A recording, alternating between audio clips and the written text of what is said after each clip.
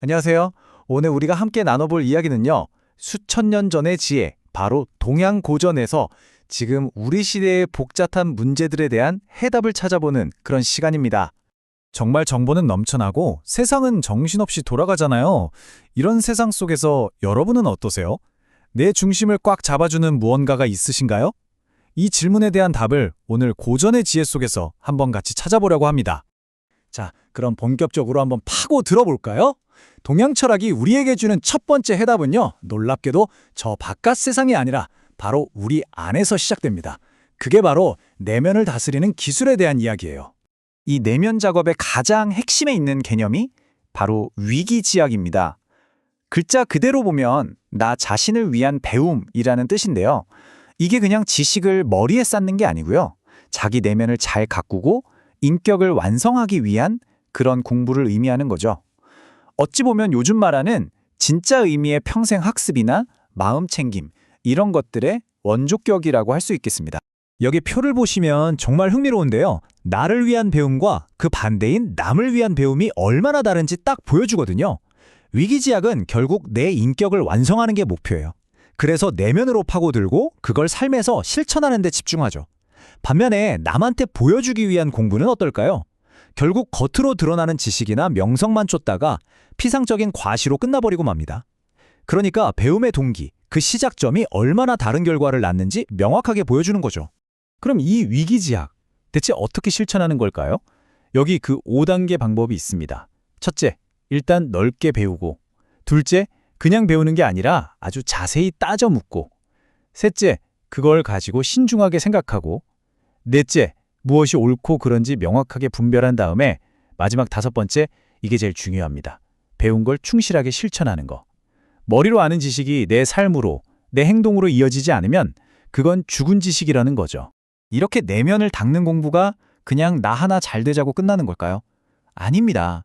이 단단한 내면이 바깥으로 확장될 때 이게 바로 가장 효과적인 리더십의 기초가 되는 거예요. 자, 다음 장 내면에서 시작되는 리더십을 한번 살펴보겠습니다. 동양 사상에는 리더십에 대한 크게 두 가지 길이 있어요. 왼쪽은 도가의 무의 리더십, 오른쪽은 유가의 덕치 리더십입니다. 도가는 마치 정원사처럼 막 간섭하는 게 아니라 스스로 잘 자랄 수 있는 환경을 만들어주는 리더십이고요. 유가는 덕이 있는 어른처럼 먼저 모범을 보여서 공동체를 이끄는 리더십이죠. 방법은 좀 달라 보이지만 둘 다 공통적으로 말하는 게 있습니다. 바로 리더의 내면 상태가 모든 것의 근원이라는 거예요. 그리고 이게 바로 유가 리더십의 핵심을 정말 잘 보여주는 공자의 한마디입니다. 법이나 처벌로 사람들을 억지로 통제하는 게 아니라 리더가 가진 도덕적인 힘, 그 영향력만으로도 사람들이 스스로 부끄러움을 알고 올바르게 변해간다는 거죠. 이게 바로 덕치의 힘입니다. 그럼 반대로 내면의 덕이 없는 리더십은 어떤 끔찍한 결과를 낳을까요? 춘추시대 역사를 보면 정말 뼈아픈 교훈들이 많습니다. 진헌공은 개인적인 감정에 휘둘려서 후계자를 죽이고 나라 전체를 혼란에 빠뜨렸고요.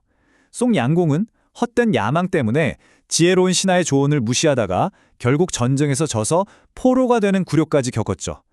리더 한 사람의 내면이 얼마나 중요한지, 그 도덕적 결함이 나라 전체를 어떻게 무너뜨리는지 생생하게 보여주는 사례들입니다. 자, 지금까지는 개인의 수양과 리더십, 좀 사람의 초점을 맞춰서 봤잖아요. 이제는 렌즈를 확 넓혀서 이런 철학들이 어떤 세계관 위에 서 있는지, 다시 말해 세상이 작동하는 방식에 대한 거대한 그림을 한번 들여다보겠습니다.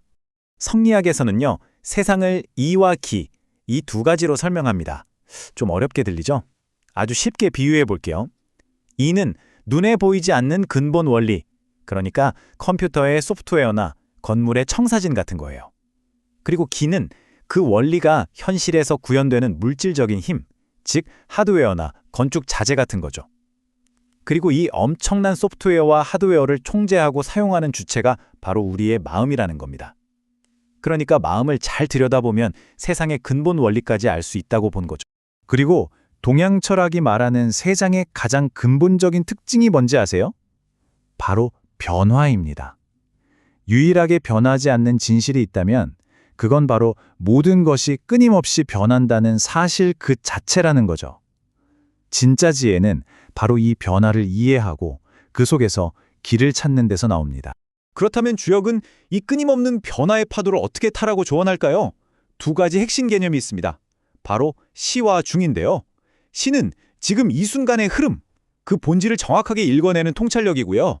중은 바로 그때에 맞춰서 가장 적절하고 균형 잡힌 행동을 하는 겁니다. 상황 판단을 제대로 하고 거기서 최선의 수를 두는 지혜라고 할 수 있겠죠. 자, 지금까지 내면 수양부터 리더십, 그리고 세계관까지 정말 긴 여정을 함께 왔습니다. 이제 이 모든 고대의 지혜들이 오늘날 우리의 삶과 어떻게 딱 만나는지 그 마지막 여정을 떠나보겠습니다.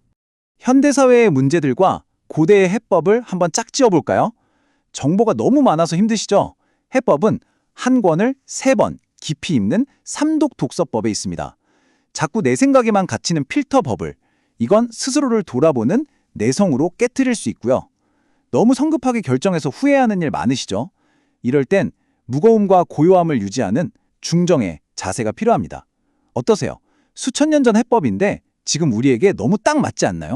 그래서 오늘 함께 나눈 이 많은 고대의 지혜 중에서 여러분은 어떤 것을 오늘 당장 한번 실천해 보시겠습니까? 나를 위한 진짜 공부, 위기지약의 첫걸음은 바로 이런 작은 실천에서 시작될 겁니다.